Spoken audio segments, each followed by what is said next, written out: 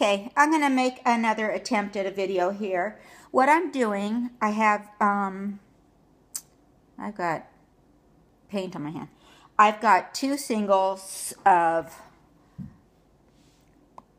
could be Cormo, could be Cordell. It feels like Cormo, but unless I'm claiming to make something pure Cormo, I don't like to say it's Cormo because most of the other wools, with the exception of Merino, are coarser. So I don't remember what all was on this bobbin. I don't even remember if it's all the same fleece because I switch around quite a bit because I know I'm going to ply it or dye it, and I like to switch sheep up on my bobbins or fleeces up on my bobbins because I'll get a irregular dye and looks more hand spun. So if I'm going to sell something as hand spun, I assume people want it to look hand spun or hand dyed, all the above, not something that they could have gotten through Cascade Yarns. Cascade Yarns is a great yarn for crafts and felting and whatnot. It just doesn't have the irregular look that many people like in the homespun. And what you spinners all know, you fight and fight and fight to get that regular yarn, and then the non-spinner gets all excited and attracted to the non-regular consistent yarn, and it's the frustration to many spinners because once they get that technique down, they're all proud of themselves, and then they get compliments on the other ones. But you know, you can't blame them. I mean, I guess we take pride in ourselves that we can make something that looks somewhat machine-made, but people could buy that same look in Hobby Lobby or a yarn store. And so having the irregular homespun is a nice thing if you're going to sell it, I believe. I'm opening up an Etsy shop, and it's very important to me to try to do something. I'm trying to coax myself into doing something that other spinners, other knitters will like, not something that I just enjoy spinning. And that's a really hard thing to do because it's very meditative, and I have a tendency to want to spin what I like to spin. Okay, let's wipe off that, whatever that is. It's watercolor. Okay, Okay, what I'm doing here is I am taking two of my singles, Cormo or Cordell probably. I didn't buy a couple Cordell fleeces. I helped somebody shear, actually. They were new to sheep, and they were having a shear come out. I told them I'd help them handle the sheep because the guy didn't have a clue what he was doing. And so he let me take a couple of fleeces home, whatever I wanted. Okay, so I took a couple Cordell fleeces home, and they're a bit coarser than my Cormo. So what I'm doing is I am catching, see this alpaca? It's from my little white boy. Occasionally you'll see me, there'll be a little bit of a, you know, I apologize for not knowing how to work all this stuff. There'll be a little bit of a, here, let me see it like that. A little bit of a tippiness, not really, it's washed. Not anything sun damaged or anything, just the tendency of the lock because I wash it in nets. And so if I stop to go like that, it's because there might have been a little bit of hardened dirt that didn't wash out. In fact, you know what? I'll just go like this through the whole wad. This is quite often what I do when I'm spinning from the fleece, whether it be sheep or alpaca, not rabbit, not goat, I guess sheep and alpaca. But even if it's coated, what happens is sometimes if on my sheep, just the squattiness of a Cormo, they get a real full fleece, thick body, but not long legs like some of the other sheeps do. Cordells are a lot taller. It's more like the Merino and the Cormos because Cormos are at least half Merino. Actually, what Cormos are Cordells and Cordells and Merinos bred together, Saxon Merinos bred together, breeder in, I think it's Tasmania. Tasmania? New Zealand, I don't know. Did that, and then, of course, like all new breeds, selected the best of the best, and I believe he was trying to get the length and the bigger body of the Cordales and the fineness of the Merino. And while it's can be as fine as the Merino, well, it's finer than some Merinos, because some Merinos can be fairly coarse. Not coarse, but up to maybe a 64 count, or I think after that they probably just quit calling them Merino and eat them. I don't know. Anyways, so I'm just brushing out some of the tips. And so what I like to do, if I want a fluffy yarn, but I am not a fan of singles. I'm just kind of not, I'm a fan of singles when I make them, but I'm not a fan of selling or knitting with singles, because some people will say there is such a thing as a balanced single. Other people, Judith McKenzie, I believe, she helped me on quite a few little, like learning to judge characteristics of wool one time.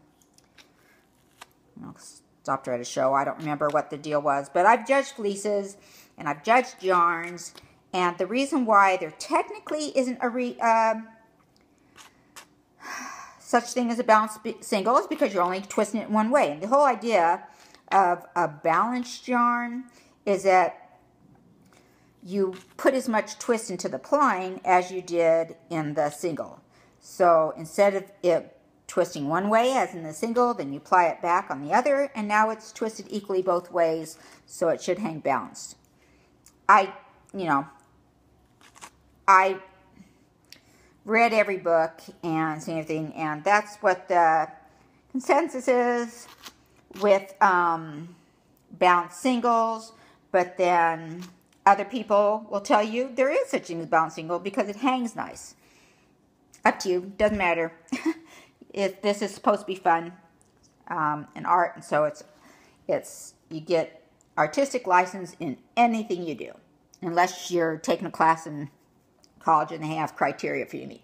All right, so I gotta hurry because my thing's already out and I'm just chatting. Okay, so I brushed the ends out, and I'm taking my two singles and I'm simply trapping this ball of fluff in between. Now, really, what this is going to do is put a slight twist. I'm not putting a lot of twist in my plying, because I don't want the alpaca to become hard. Have you ever heard that expression? I made very pretty wire to a new person plying or spinning. That's what I'm trying to avoid doing. I'm trying to, let's see if I can get this in the screen. I'm trying to, you know what? The alpaca is disguising the singles, but here it is. I'm showing you the two singles. I'll try to catch that so that, and I'm just kind of holding the wad of fluffed up alpaca in my hand and catching it with the two singles. I'll stop so you can see that. And I did this with Angora before, and what this gives me is a very fluffy alpaca yarn, very cool scarf, and the advantage of this over over spinning alpaca normally. Generally, I spin alpaca fairly fine. And why do I do that? Why do I do that? Because it's my tendency, I guess. I don't think you have to. Anyways, but this gives me the memory and the spring of the wool. It utilizes singles that I don't remember what they are.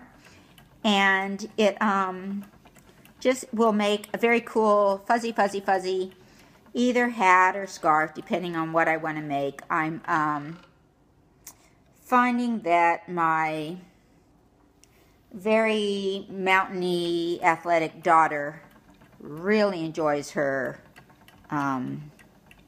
natural fiber hats. They look girly. If I want them to, they look girly if they're bulky. They look, and most of the athletic wool stuff that I love for camping and canoeing and all that kind of stuff. Keeps you very, very warm. It is very generic as far as androgynous. Is that a good word for it? As far as the styles go generally with the wool items. So I am making a fuzzy, probably hat for my daughter. Maybe hat scarf thingy. She goes ice climbing, much to my fear. Anyway, so here I am. I'm catching, here's the wad of alpaca fleece, big wad of fleece that I pretty much flicked out any of the little crusty ends that remained after washing, because I wash in net bags in case I want to use it as a lock. And there I am. I certainly hope, yeah. Okay, and here's the alpaca cot. Let's see where we get that. That's more focused. Maybe you can zoom in partway through. I'm doing the alpaca caught up. See, it's just looks like kind of like a tangled mess here. Here's the 2 singles, and I'm just catching the alpaca. Well, my nails look terrible. Catching the alpaca in between the 2 singles and plying, and doing that at a fairly loose twist going back, so that the alpaca being only twisted in one direction doesn't make it too distorted. That's where the skill, I guess, I don't consider it skill, but I mean, anyways, comes in making what people consider a well-balanced single, is that they're not putting too much twist in it. So that's what I'm doing. See there? I'm doing that, catching it. I'll do a little bit. Oh man, I wonder if I could do it from this angle. See if you can see it. Okay, there we go. I'm just catching it in the middle. It's so fun. It's so relaxing. And when I do this, I get that irregular yarn that I'm hoping for. The people go, ooh, hand spun, instead of the habitual little skinny singles that I do that end up looking like standard sport weight, because I put on the TV and it's my meditation or my yoga. Something ticks me off and I spin and I'm in my little Zen place. Ooh, Zen and the Art of Spinning Yarn. Anybody want to write a book? Okay, there we go. So yeah, this is going to be probably a fluffy hat for my daughter, and maybe one on eBay. We'll see. I don't know. Christmas is coming. Depends on where I am with gift giving. Okay, thanks. Talk to y'all later. Oh, you want to see the post-surgery? Well, I got a lot of makeup on, so you can't really see the post-surgery. But had those eyelids done, do you know? It really made a difference in my vision. I could see, I feel like the gecko on TV when I could see out both sides of my eyes. Pretty creepy, but good too. Bye.